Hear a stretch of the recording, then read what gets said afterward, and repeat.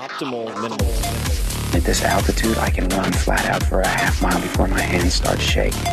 Can I ask you a personal question? Now would seem an appropriate time. What if I did the opposite? I'm a cybernetic organism, living tissue over a metal endoskeleton.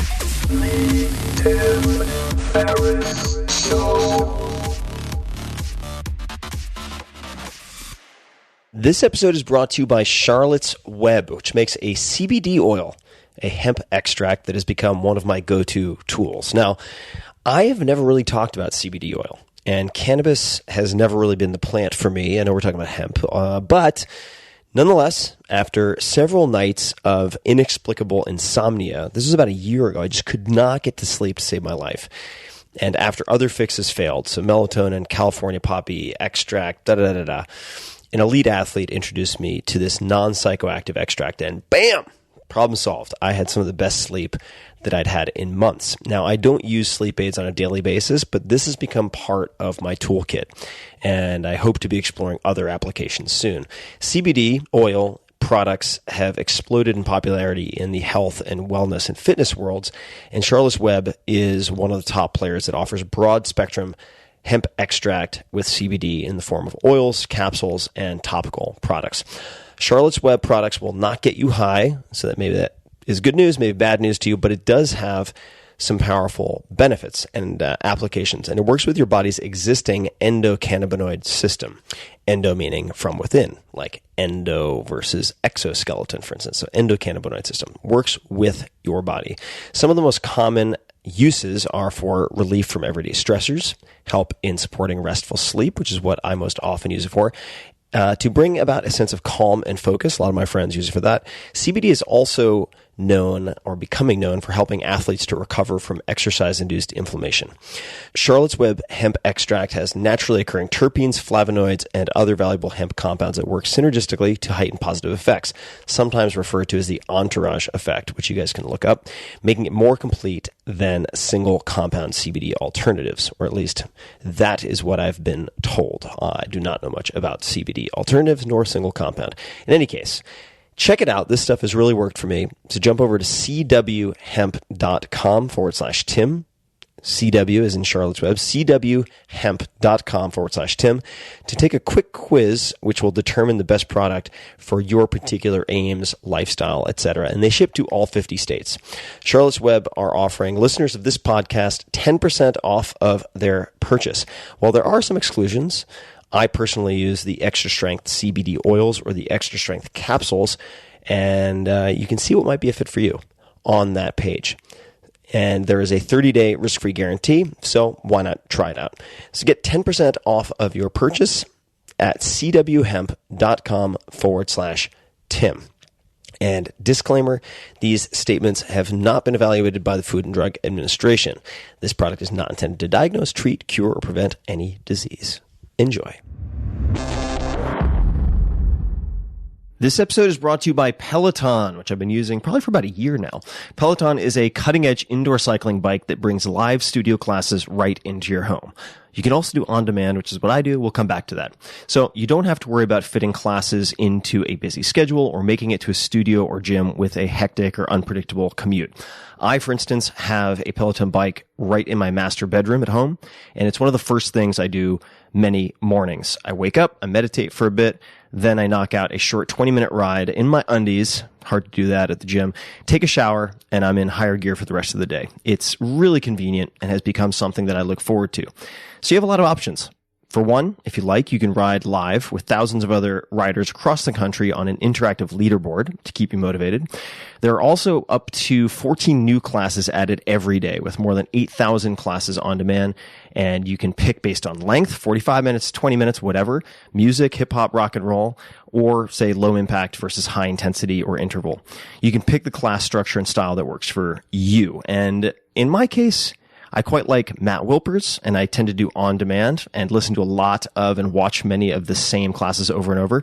But I'm kind of promiscuous and also enjoy classes from a lot of the other instructors. They have, Peloton, an amazing roster of incredible instructors in New York City with a whole range of styles and personalities, so you can find what you're in the mood for.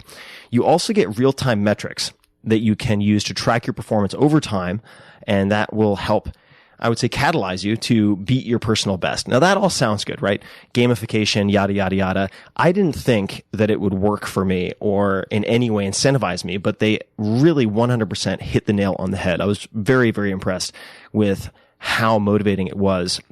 And it worked tremendously to keep me pushing, which quite honestly takes a fair amount. I can get quite lazy, particularly with anything that edges on endurance, which is kind of more than 5 reps of anything for me. So check it out. Discover this cutting-edge indoor cycling bike that brings the studio experience right to your home. Peloton is offering listeners of this podcast a limited time offer.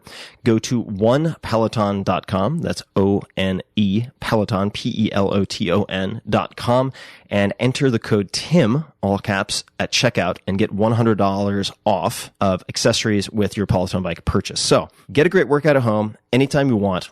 Check it out. Go to onepeloton.com and use the code TIM to get started.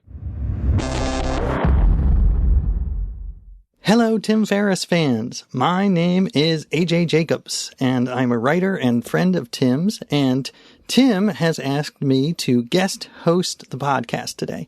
He's away, he's off the grid, so he has outsourced his podcasting duties to me, which of course is a very Tim Ferriss thing to do. And I am delighted with the opportunity. I pledge to work my ass off to entertain and enlighten you as your designated podcaster. Tim asked me to talk about the topic, how to be happier in these super stressful times. So I'm going to talk about 10 strategies. Most of these strategies, but not all, involve gratitude. And that's because I have a new book coming out. It's called Thanks 1,000. And Tim read it, and he liked it. Thank you, Tim. Grateful, of course. And wanted me to tell you some of what I learned. Because it was a life-altering project for me. The premise of the book is that I go around the world and I try to thank every single person who had even the smallest role in making my morning cup of coffee. And that turned out to be a buttload of people, over 1,000 people, because I went deep. I went, 6 degrees of gratitude. So I thanked the farmer of the coffee beans and the barista, of course. But I also thanked the designer of the logo for the coffee, the truck driver who drove the coffee beans, the guy who painted the yellow lines on the road so that the truck wouldn't veer into traffic. I love doing this one. I thanked the inventor of the cardboard sleeve that goes around your coffee cup so you don't burn your fingers. And by the way, those sleeves have a name. They are called Zarfs, Z-A-R-F. And Zarfs have been around since ancient China, made of gold and silver. So very thankful I learned that and was able to impart it to you. But the idea was to show that every little thing in our lives involves thousands of people that we take for granted. And in the book, I talk about these most interesting, sometimes weirdest stories as I went along the quest. But the backbone of the book is the strategies, the tools I learned in how to be grateful. Because it really is, it's a discipline. It doesn't come naturally to most of us, especially me. And learning how to be grateful it's one of the most important things I've learned in my life. Because as psychologists will tell you, gratitude is a key to happiness, if not the key to happiness. I have a quote from a Benedictine monk who says, "Happiness doesn't lead to gratitude. Gratitude leads to happiness." And I love that quote. It's by David Rendell Stahl, or Stoll. Not sure how you say his name. I figure he's a monk, so maybe he'll forgive me. But Brother Stahl, I think, is onto something. I often visualize my personality and all of human nature as having two sides. So you've got the Larry David side and the Mr. Rogers side, and they are constantly at war. The cynical pessimist and the grateful optimist. And I actually think I was born with a very strong Larry David side. But the exercises and this project was meant to bulk up the Mr. Rogers side, get him ripped. so he can take on Larry David. Because I love watching Larry David on TV. I'd probably rather watch him than Mr. Rogers. But being inside his head, being in that frame of mind, is not a happy place, especially now. Now, before I dive into the strategies, let me give you just a little context. As I said, I'm a writer. You can hear Tim interview me in episode 211. And my strategy as a writer is self-experimentation. I'll dive into a topic, immerse myself, like Tim, the human guinea pig. A few years ago, I wrote a book called The Year of Living Biblically. And for this one, I wanted to learn about religion. So I decided to follow all the rules of the Bible as literally as possible. And there are hundreds of them. So I followed the 10 Commandments, but I also followed the less famous rules. The Bible says you cannot shave the corners of your beard. I didn't know where the corners were, so I just let the whole thing grow. And by the end, I had this crazy topiary hanging from my chin. And I did spend a lot of time at airport security. I looked like Ted Kaczynski. And the Bible also says, to stone adulterers. So I tried that. I used pebbles. Didn't want to spend my life in jail. And the book was about the dangers of following the Bible too literally. But it was also an exploration of whether there is some wisdom in this ancient book that might be applicable to today. And I met Tim right before that book came out, and we met in a rather unusual way. It was like 12 years ago, and I get an email, and it says, "My name is Tim Ferriss. I'm writing a book. It's my first book. I'd love to ask you how you write books. What's your process?" And I was like, this guy has some cojones, but sure, I'll talk to him. And we get on the phone, and he asks me about my process. I realized it's like the Tim Ferriss show, but no one was listening except for him and me. And at the end of the conversation, Tim says, I read an article you wrote in Esquire. I had written an article called My Outsourced Life. And in the article, I hired a team of people from Bangalore, India, to do everything for me. So they answered my phone, they responded to emails for me, they argued with my wife for me. It was fantastic, because I just got to sit back and read books and watch movies. Loved it. So Tim says he read that article, and he wanted to reprint it in his upcoming book. And I was saying to myself, well, this guy's a first-time writer. He's going to sell about 200 copies.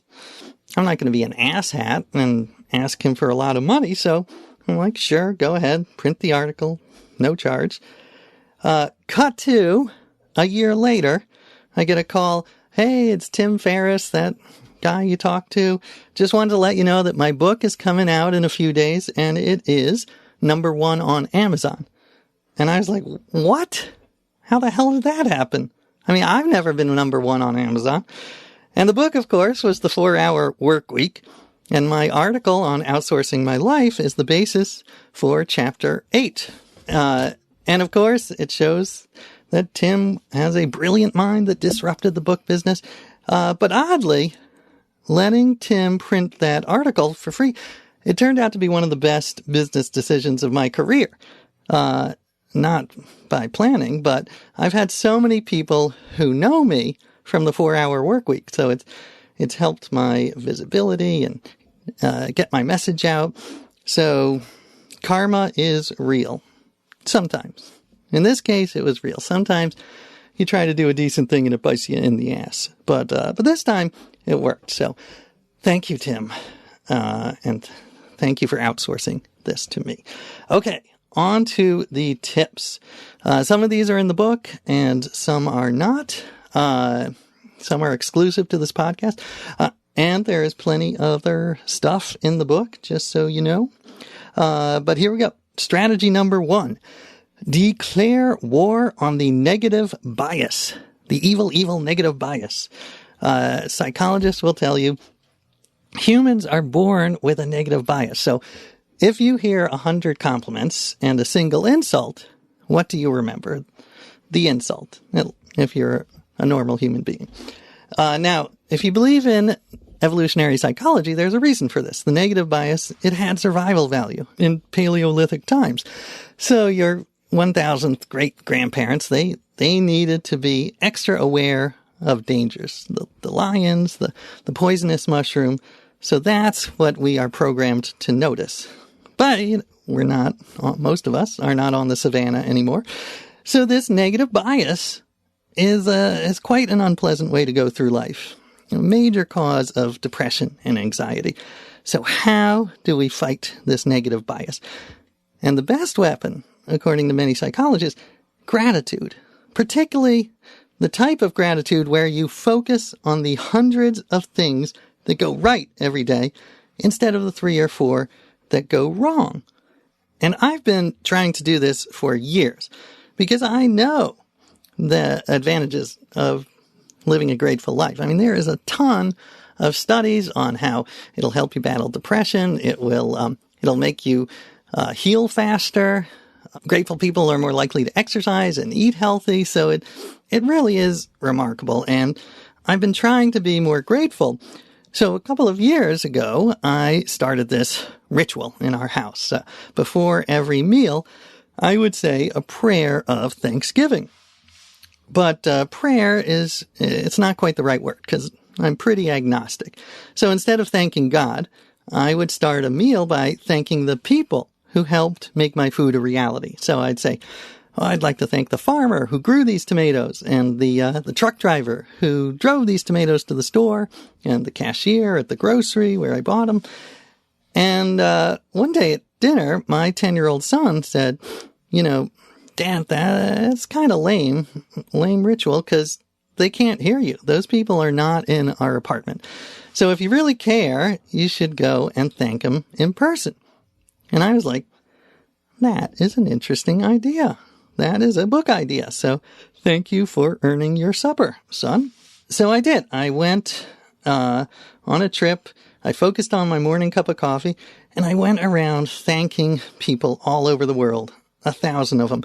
And I would thank them by email or phone calls, or I would visit them in person. And, the reactions were mixed. Some people were like, what the hell is going on here? Is this a pyramid scheme? What are you selling?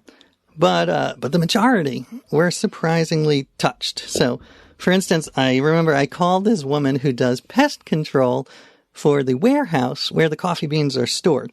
And I said, I know this sounds strange, but I want to thank you for keeping the bugs out of my coffee. And she said, well, that is strange, but that kind of makes my day. I don't get a lot of appreciation. And it was kind of like making anti-crank phone calls. I felt like I was doing penance for the obnoxious crank phone calls I made in high school to my headmaster. And it didn't just affect the thankees.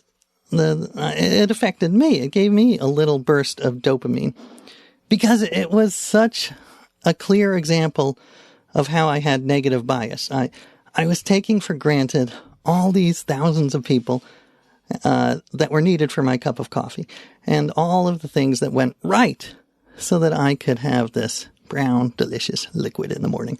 And you don't need to go around the world thanking people to get the same effect. You just have to be aware of the hundreds of things that go right. So it's about a radical shift in perspective, and you can do it. You can take 2 minutes a day and just focus on all that goes right in those 2 minutes. Like, you press the elevator button and the elevator comes. You get in the elevator, it doesn't plummet to the basement and break your collarbone. Or make a habit of noticing when something goes right. This has been a big change. I try to do this. So when you're on a line at the drugstore that goes fast, make a note of that. Like, I will say it out loud to myself. I'm like, hey, look at this. The line is going fast. Because I know that if I don't, then next time I'm on a slow line, I will be like, oh my God, this always happens to me. I'm always on the worst, slowest line. It's not true. It's just because the annoying ones are the ones that stick. So you've got to fight that. You've got to make the good ones stick as well. So that is tip number 1. Focus on the hundreds of things that go right. Guarantee it'll make you happier. Number 2, savoring. The art of savoring. And I mean savoring in both the literal sense, like savoring a taste, and savoring an experience. Because psychologists talk about how savoring and gratitude are really linked. And savoring is all about taking a moment and stretching it out, holding on to the moment as long as possible, and shifting our sense of time so that life's little annoyances dissolve away, at least for a moment.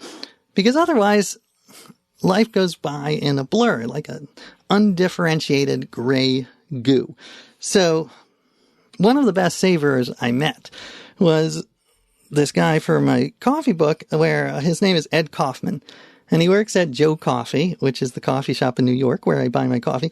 And Ed's job, he goes around the world, South America, Africa, and he tastes all these coffee beans and figures out which ones to buy. And I thanked Ed, and in return, he showed me how to taste coffee like a pro. And it is quite a bizarre ritual. You dip a spoon in and you take a huge, loud slurp, like cartoonishly loud. I'm not going to do it. I won't expose you to that. But the idea is you want to spray the coffee all over your mouth because there are taste buds in the roof of your mouth and the cheeks. You got to get them all. So Ed would do this and his face would light up and he would start spouting these crazy adjectives like, I'm picking up notes of maple syrup and soil and Honeycrisp apples. And I would take a sip and I would say, I'm picking up coffee. It's tasting to me a lot like coffee. But because of Ed, I decided, you know what, I'm going to pay him more attention. I'm going to just let that coffee sit on my tongue for 5 seconds. I can spare 5 seconds. And really notice the texture and the acidity and the sweetness. And I started doing it with other foods too. And it's not just foods, but it's moments. It's finding moments in the day and remembering them and putting them in your memory bank. Because I often think the way to look at life is like, I'm a collector of great moments. And I actually started a file on my computer, which I'm dorkily excited about because it is having a big impact on my life. It is called, the file, I call it The One Thing. So every night I add to it, and it's a list. It's a list of one thing I want to remember from every podcast, every conversation, every TV show, book. I want to remember something that was interesting or helpful and write that down in the file. Because otherwise I forget everything. So I have dozens of one things built up. And hold on, I can open one up. All right, I love this one. It was the one thing I learned from a podcast about Michelangelo. And it was that he didn't really want to paint the Sistine Chapel because he thought of himself as a sculptor, not a painter. And he sent these tortured letters to his friends about how, he's a failure, he's a terrible painter. How could he have gotten himself into this? And I love that because, of course, it's one of the great masterpieces of Western civilization. And here he was having extreme self-doubt. So I find that motivating. I can have self-doubt because Michelangelo did. But sometimes it works out in the end. Sometimes you paint the Sistine Chapel. All right, so that is a strategy 2, is to savor things, to pick moments. Strategy 3 is to practice 6 degrees of thankfulness. And this has been a big obsession of mine for the last couple of years, how everything is connected. The book I wrote before this gratitude book was called It's All Relative, and it was about these scientists and researchers who are building a family tree of the entire world, like all 7 billion people on the same family tree, so that we can see that, as the philosopher's sister Sledge pointed out, we are family. We are all family. We are all cousins. And they're not finished. They have over 100 million people connected. But even now, you can go on there and figure out your connection to almost anyone on the planet using DNA and using these massive trees on the internet. And, I would search like Barack Obama and it would come out. He's my 5th great aunt's husband's brother's wife's 7th great nephew. That is the actual connection. So we're very close, practically brothers. But it's the same with every part of our lives. We are the connection. And that's what I tried to do with this book on gratitude, that it takes thousands of people to create any object. It doesn't take a village to make a cup of coffee. It takes the world to make a cup of coffee. And to give you an example, I flew to the mountain town in Colombia to thank the farmers who grew the beans for my coffee. This small town, and we got there. It was owned by a family, 8 brothers and 1 sister, the Guarnizos. And it's a beautiful farm. They have the biggest chickens I have ever seen. These chickens are the size of adult pit bulls. But they also have great coffee, and they showed me how the coffee beans are grown. They're inside these red fruits called coffee cherries. They look like grape tomatoes, and you rip that off, and and there's the bean. And so I thanked them for growing the beans and helping to kickstart my day. And they said that they couldn't do their job without 100 other people from all over the world. Like the machine they use to depulp the fruit, that's made in Brazil. And they have a pickup truck, which is made from parts all over the world. In fact, I looked it up, in the United States exports steel to Colombia. So I went to Indiana to thank the steel workers there. And it just made me realize how connected everything is. Just the web. And actually, I remember Tim Ferriss of the Tim Ferriss Show once tweeted a quote from John Muir that said, if you pull one thread, you realize how connected it is to everything else. I think it was John Muir. If not, it was a cousin of his. But that was the general idea. And what I think is it's interesting, it's a cool idea. But maybe you're asking, how does this affect my happiness, my state of mind? And I think it does have a profound effect in several ways. First, reminding yourself that you're part of something bigger is actually so crucial.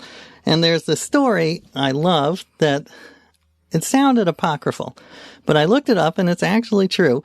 And it's that John F. Kennedy, when he was president, he went on a tour of NASA. And they ran into a janitor who was sweeping up the hallway. And John F. Kennedy asked, what do you do here? And the janitor said, Mr. President, I am helping to put a man on the moon. And I love that because if you reframe your job as being something that's part of a greater mission, it will give you meaning and happiness. And second, I think realizing we're all connected, it reminds you that you can ask for help. And I went to dinner just like 2 nights ago with this guy. He was an entrepreneur and he had a company. And a few years ago, it started to go south and it was collapsing. And he thought to himself, well, I built this company myself. I'm going to fix it myself. But it just kept collapsing and getting worse and worse and worse. And finally, he had to shift perspective. He had to say, you know what? I didn't build this alone. I had lots of help from colleagues, friends, mentors. And so once he gave up that myth of the solo success, that he did it all himself, then he was able to ask for help and ask for money. So to me, it's an important perspective that you don't do it all yourself. You build it, but you build it with help from other people. Okay, strategy number 4. Don't forget you're going to die. That is, I'm only half kidding that this is a useful strategy. But I'll tell you how I came to it is, one of the people I interviewed in my book was Will McCaskill, who is, he was featured on the Tim Ferriss Show. He's a brilliant man, philosophy professor at Oxford. He started the effective altruism movement. And I asked Will, what are you grateful for? And Will said, well, sometimes I'm just grateful that I have arms. And I love it. It was a strange answer, but I loved it because it's true. It's easy to be grateful for, you get a raise, but it's not as easy to be grateful for the things you totally take for granted. And arms, I do take for granted, and they are very handy. I type my book with my hands. And if you take this strategy to its logical end, it's that you've got to be grateful that you exist at all and that you won't exist forever. unless the radical life extension people are correct, which they may be, but they're probably not going to get to me. Maybe my 5th grade grandchildren will live forever, but I'm going to die. And I think you can either find that depressing or you can find it liberating and realize we only have one. We have a little brief flash here, and I'm going to try to make the best of it. And there is, I've always been fascinated by memento mori, the reminders of death. And these have a long history. In Rome, when an emperor or a general would win a war, he would ride back in his victory parade on the chariot, and they had a servant behind him whispering in his ear, remember you're mortal, just to keep him humble. And I love that. They have, in many classical paintings, they have skulls as symbols to remind you that you're mortal. And carpe diem, life is fleeting. And I actually decided to put a skull on my laptop screen, like my screensaver, and it's not a scary skull because I didn't want to be depressed. So it's like a fun, light, colorful skull, but it reminds me that I am going to die, and to have this Epicurean look at life and try to enjoy it, try to make my life better, other people's lives better, because I'm not going to be around forever. All right, number 5, strategy 5. All right, this is a quick one. Using gratitude to fall asleep. This is a strategy I learned from a psychologist who came to one of my talks, and I don't remember the name, so thank you, psychologist, whose name I forget. Sorry about that. But the idea was that instead of counting sheep at night, you should count the things that you're grateful for. And the key is to do it alphabetically, give it a little structure. So, you could start with A, and you I'm thankful that my kids made apple pancakes for me on Saturday. And B, I'm grateful that the bathroom at my workplace is not very busy. Whatever. So you do that, and I have never made it to Z. I always fall asleep somewhere between like F and R. All right, strategy number 6 is thou shalt not have nostalgia, or at least delusional nostalgia. And this is because I do believe that glorifying the past is a thief of joy.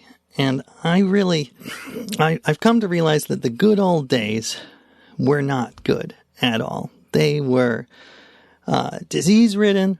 They were dangerous, sexist, homophobic, racist. They were smelly. I mean, just thinking about the way streets were with horses on them. And for my first book, I read the Encyclopedia Britannica from A to Z. They don't even print it anymore, but I tried to learn everything in the world. And that was, when I read about history, that's when it became so clear that I am really happy I live in the 21st century and not 1918 or 1818. And whenever I get depressed, like if I get upset about the hotel charged me, $5 for Wi-Fi, I get annoyed, but I have a 3-word mantra that I find very helpful. And that 3-word mantra is surgery without anesthesia. And I just try to imagine that because that's the way all surgeries were until just a few decades ago. And I know this is a little counterintuitive because if you watch cable news or your Facebook feed, it does seem like we're on the verge of the apocalypse. And there is a lot of negative news.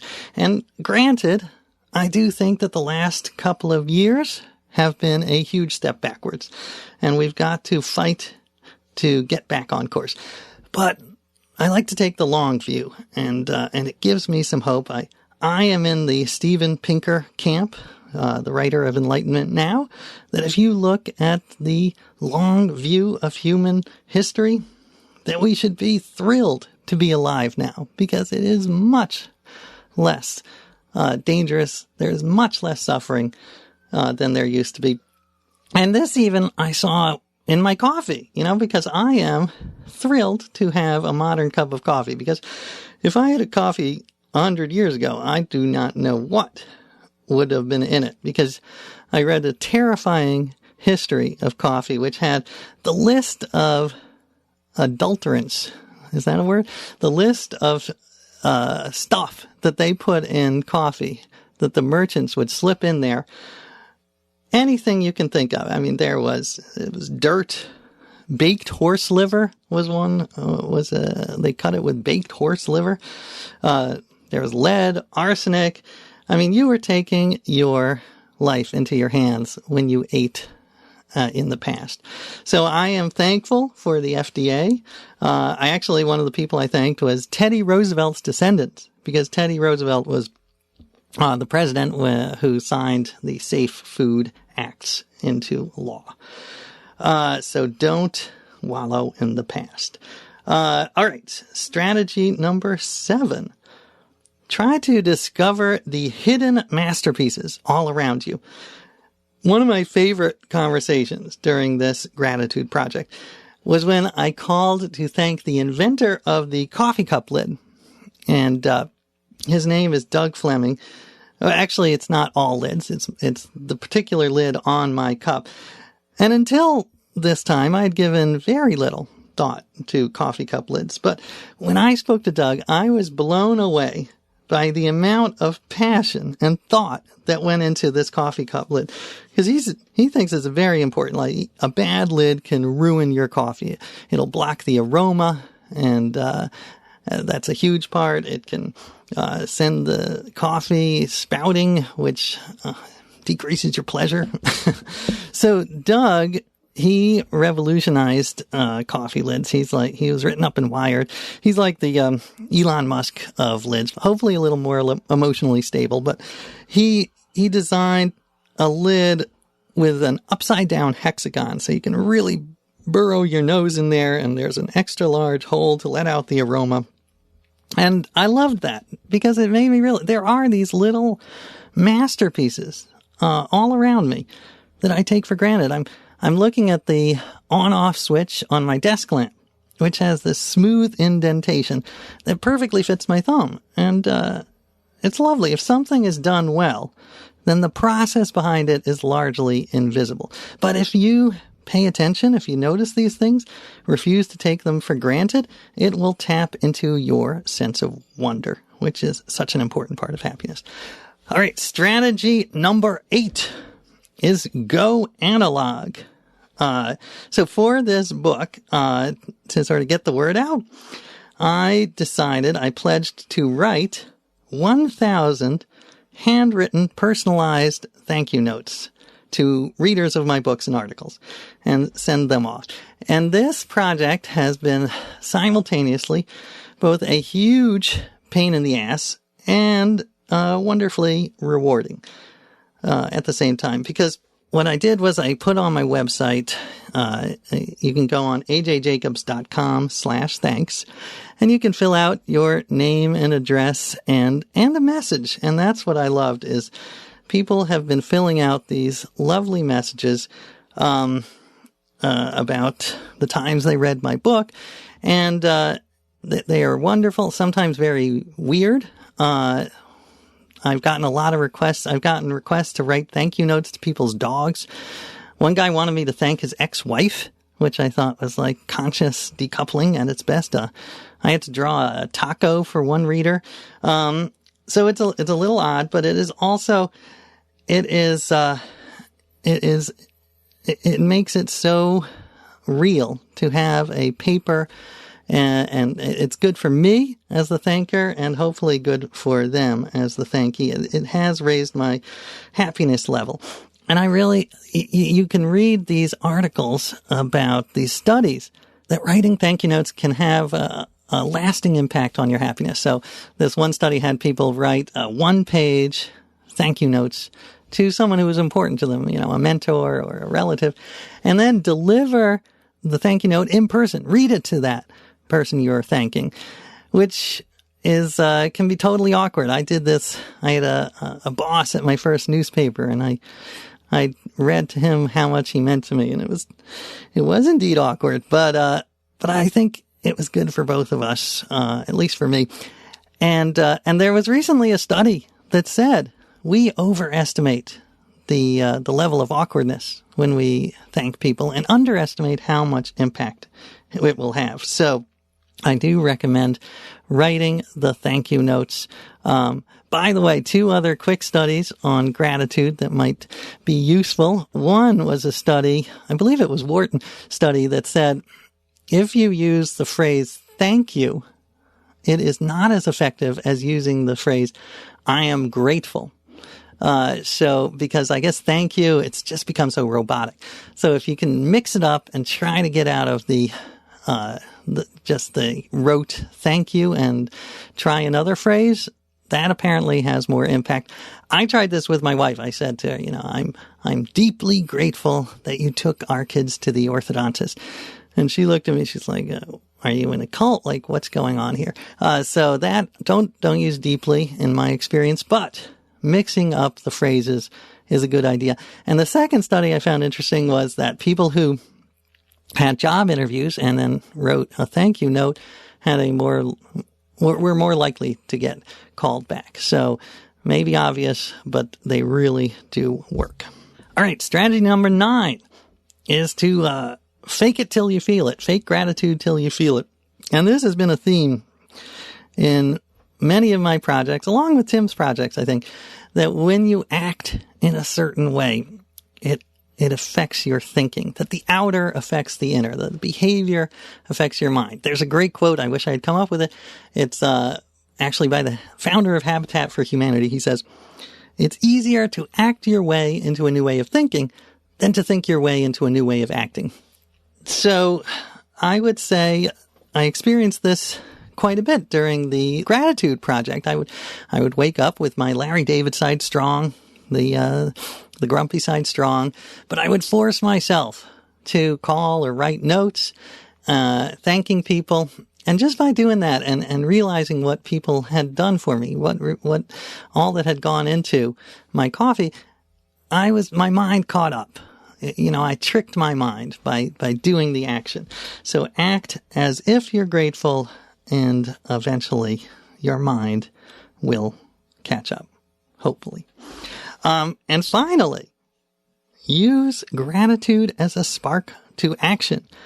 And this is important because I don't want to, I think there's a fear among some people that gratitude has a downside, that it might lead to complacency, that if we're too grateful, we'll think, oh, the world is perfect and we don't need to improve, that you need to be angry to change things, to affect social change. And it turns out the opposite is true. There are studies that show that the more grateful you are, the more likely you are to help others, the more pro-social you are. And I have found this on a personal level. When I'm in a bad mood, I am not interested in helping others. I just want to get out of that bad mood. Gratitude makes you want to pay it forward. And I saw this because, you go on any supply chain and you will see things can get ugly. There is the downside. I'm a capitalist, but there is a downside to global capitalism. There is a lot of suffering and exploitation. I read one interesting study that said if everyone on this chain were paid the minimum wage in the United States, then your coffee would cost $25. I always thought $3 was ridiculous, but that was a sort of a wake-up call. But it makes you realize that what we have, what I take for granted, is not available to millions, billions of people in the world. And an example of this was water. Coffee is 98.8% water. So I figured I had to thank the people who provide the water to New York. So I went upstate, and there are thousands of people working at the New York Reservoir just so I can turn on this tap and get safe water.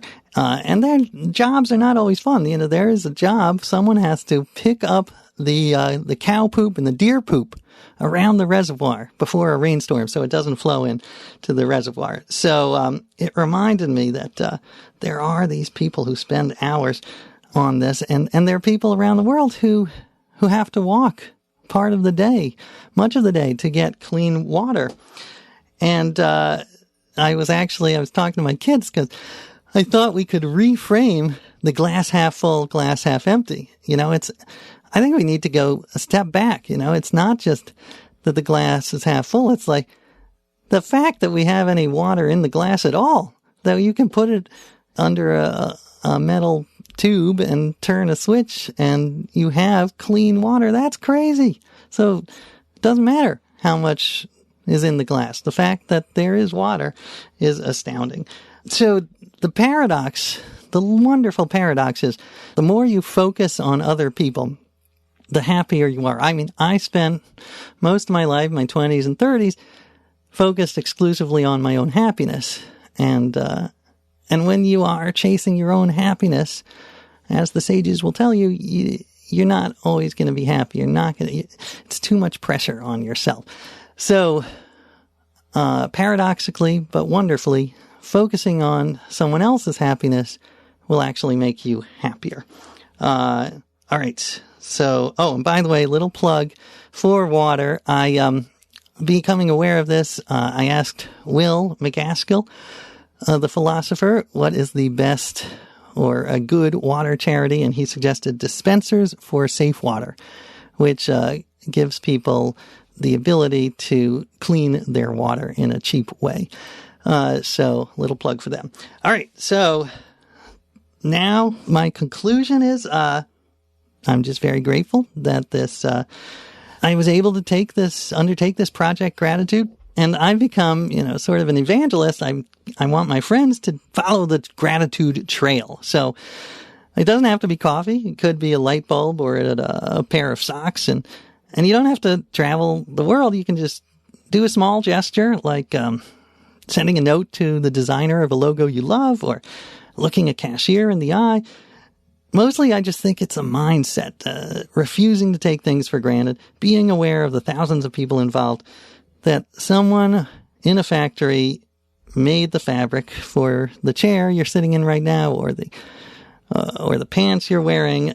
Someone went into a tunnel and mined the copper for this microphone. So I could say my final 2 thank yous, which is first to thank you for listening, and second thanks to Tim Ferriss for outsourcing this episode to me. Hope you liked it. And you can learn more in the book. Thanks 1,000. Thank you.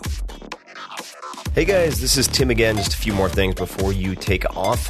Number 1, this is 5 Bullet Friday. Do you want to get a short email from me? Would you enjoy getting a short email from me every Friday that provides a little morsel of fun before the weekend? And 5 Bullet Friday is a very short email where I share the coolest things I've found or that I've been pondering over the week. That could include favorite new albums that I've discovered. It could include gizmos and gadgets and all sorts of weird shit that I've somehow dug up in the world of the esoteric as I do. It could include favorite articles that I've read and that I've shared with my close friends, for instance. And it's very short. It's just a little tiny bite of goodness before you head off for the weekend. So if you want to receive that, check it out. Just go to 4hourworkweek.com. That's 4hourworkweek.com, all spelled out, and just drop in your email, and you will get the very next one. And if you sign up, I hope you enjoy it. This episode is brought to you by Peloton, which I've been using probably for about a year now. Peloton is a cutting-edge indoor cycling bike that brings live studio classes right into your home. You can also do on-demand, which is what I do. We'll come back to that. So you don't have to worry about fitting classes into a busy schedule or making it to a studio or gym with a hectic or unpredictable commute. I, for instance, have a Peloton bike right in my master bedroom at home, and it's one of the first things I do many mornings. I wake up, I meditate for a bit, then I knock out a short 20-minute ride in my undies, hard to do that at the gym, take a shower, and I'm in higher gear for the rest of the day. It's really convenient and has become something that I look forward to. So you have a lot of options. For one, if you like, you can ride live with thousands of other riders across the country on an interactive leaderboard to keep you motivated.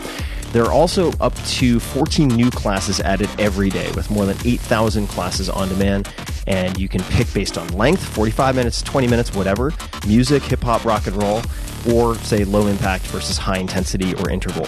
You can pick the class structure and style that works for you, and in my case, I quite like Matt Wilpers, and I tend to do on demand and listen to a lot of and watch many of the same classes over and over, but I'm kind of promiscuous and also enjoy classes from a lot of the other instructors. They have, Peloton, an amazing roster of incredible instructors in New York City with a whole range of styles and personalities, so you can find what you're in the mood for.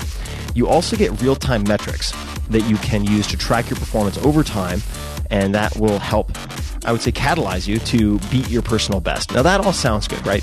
Gamification, yada, yada, yada. I didn't think that it would work for me or in any way incentivize me, but they really 100% hit the nail on the head. I was very, very impressed with how motivating it was, and it worked tremendously to keep me pushing, which quite honestly takes a fair amount. I can get quite lazy, particularly with anything that edges on endurance, which is kind of more than 5 reps of anything for me. So check it out. Discover this cutting-edge indoor cycling bike that brings a studio experience right to your home. Peloton is offering listeners of this podcast a limited-time offer. Go to onepeloton.com. That's O-N-E, Peloton, Peloton.com, and enter the code TIM, all caps, at checkout and get $100 off of accessories with your Peloton bike purchase. So get a great workout at home anytime you want. Check it out. Go to onepeloton.com and use the code TIM to get started. This episode is brought to you by Charlotte's Web, which makes a CBD oil, a hemp extract that has become one of my go-to tools. Now, I have never really talked about CBD oil, and cannabis has never really been the plant for me. I know we're talking about hemp, but nonetheless, after several nights of inexplicable insomnia, this was about a year ago, I just could not get to sleep to save my life. And after other fixes failed, so melatonin, California poppy extract, an elite athlete introduced me to this non-psychoactive extract, and bam! Problem solved. I had some of the best sleep that I'd had in months. Now, I don't use sleep aids on a daily basis, but this has become part of my toolkit, and I hope to be exploring other applications soon. CBD oil products have exploded in popularity in the health and wellness and fitness worlds, and Charlotte's Web is one of the top players that offers broad spectrum hemp extract with CBD in the form of oils, capsules, and topical products. Charlotte's Web products will not get you high, so that maybe that is good news, maybe bad news to you, but it does have some powerful benefits and applications, and it works with your body's existing endocannabinoid system. Endo meaning from within, like endo versus exoskeleton, for instance. So endocannabinoid system works with your body. Some of the most common uses are for relief from everyday stressors, help in supporting restful sleep, which is what I most often use it for, to bring about a sense of calm and focus. A lot of my friends use it for that. CBD is also known, or becoming known, for helping athletes to recover from exercise-induced inflammation. Charlotte's Web hemp extract has naturally occurring terpenes, flavonoids, and other valuable hemp compounds that work synergistically to heighten positive effects, sometimes referred to as the entourage effect, which you guys can look up, making it more complete than single compound CBD alternatives, or at least that is what I've been told. I do not know much about CBD alternatives nor single compound. In any case, check it out. This stuff has really worked for me. So jump over to cwhemp.com/Tim. CW is in Charlotte's Web, cwhemp.com/Tim, to take a quick quiz which will determine the best product for your particular aims, lifestyle, etc. And they ship to all 50 states. Charlotte's Web are offering listeners of this podcast 10% off of their purchase. While there are some exclusions, I personally use the extra strength CBD oils or the extra strength capsules, and you can see what might be a fit for you on that page. And there is a 30-day risk-free guarantee, so why not try it out? So get 10% off of your purchase at cwhemp.com/Tim. And disclaimer, these statements have not been evaluated by the Food and Drug Administration. This product is not intended to diagnose, treat, cure, or prevent any disease. Enjoy.